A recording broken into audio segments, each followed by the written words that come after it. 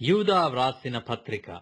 యేసు క్రీస్తు దాసుడును యాకోబు సహోదరుడునైన యూదా తండ్రి అయిన దేవునియందు ప్రేమింపబడి యేసు క్రీస్తునందు భద్రము చేయబడి పిలువబడిన వారికి శుభమని చెప్పి వ్రాయునది.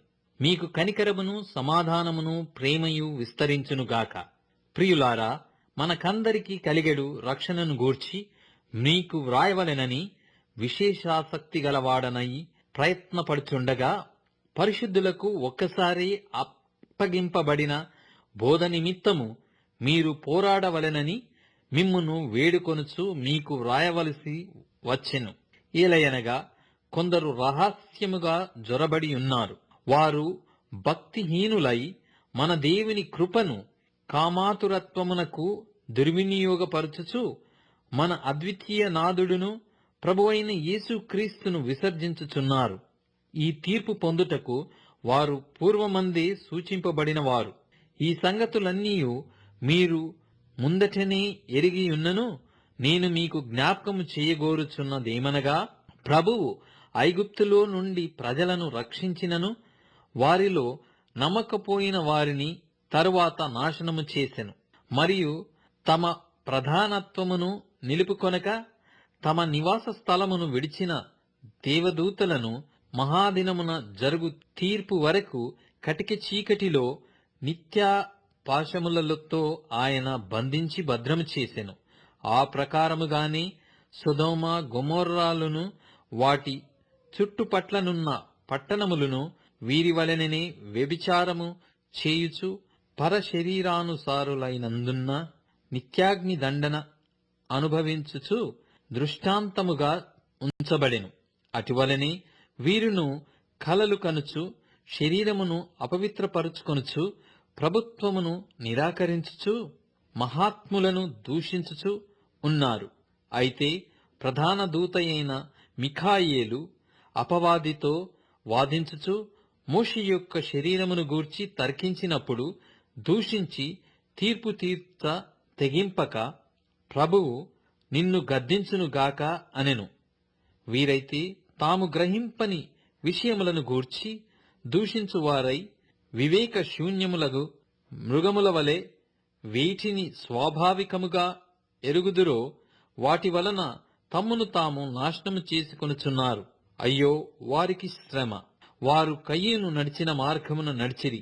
బహుమానము పొందవలెనని బిలాము నడిచిన తప్పు త్రోవలో ఆతురముగా పరిగెత్తిరి. కోరహు చేసినట్టు తిరస్కారము చేసి నశించిరి. వీరు నిర్భయముగా మీతో సుభోజనము చేయుచు తమ్మును తాము నిర్భయముగా పోషించుకొనుచు మీ ప్రేమ విందులలో దొంగమెట్టులుగా ఉన్నారు.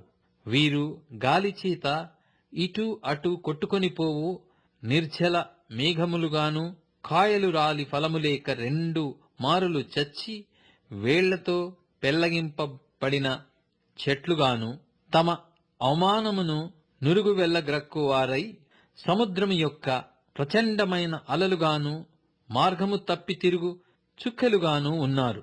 వారి కొరకు గాఢాంధకారము నిరంతరము భద్రము చేయబడి ఉన్నది.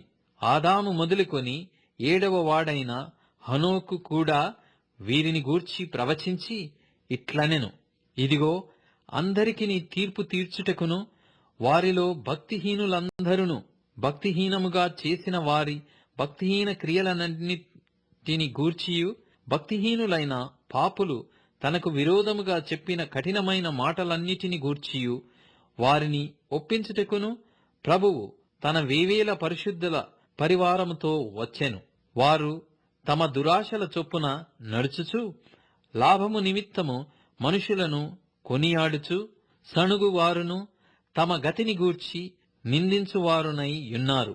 వారి నోరు డంబమైన మాటలు పలుకును. అయితే ప్రియులారా, అంత్యకాలమందు తమ భక్తిహీనమైన దురాశల చొప్పున నడుచు పరిహాసకుల అందరినీ మన ప్రభువైన యేసుక్రీస్తు అపోస్తలుల పూర్వమందు మీతో చెప్పిన మాటలను జ్ఞాపకము చేసుకొనుడి. అట్టివారు ప్రకృతి సంబంధులను ఆత్మ లేనివారునై యుండి భేదములు కలగజేయుచున్నారు. ప్రియులారా, మీరు విశ్వసించు అతి పరిశుద్ధమైన దానిమీద మిమ్మును మీరు కట్టుకొనుచు పరిశుద్ధాత్మలో ప్రార్థన చేయుచు నిత్య జీవార్థమైన మన ప్రభువగు యేసుక్రీస్తు కనికరము కొరకు కనిపెట్టుచు దేవుని ప్రేమలో నిల్చున్నట్లు కాచుకొని యుండుడి. సందేహపడు వారిని మీద కనికరము పడుడి. అగ్నిలో నుండి లాగినట్టు కొందరిని రక్షించుడి. శరీర సంబంధమైన వారి అపవిత్ర ప్రవర్తనకు ఏమాత్రము నొప్పుకొనక దానిని అసహించుకొనుచు భయముతో కొందరిని కరుణించుడి.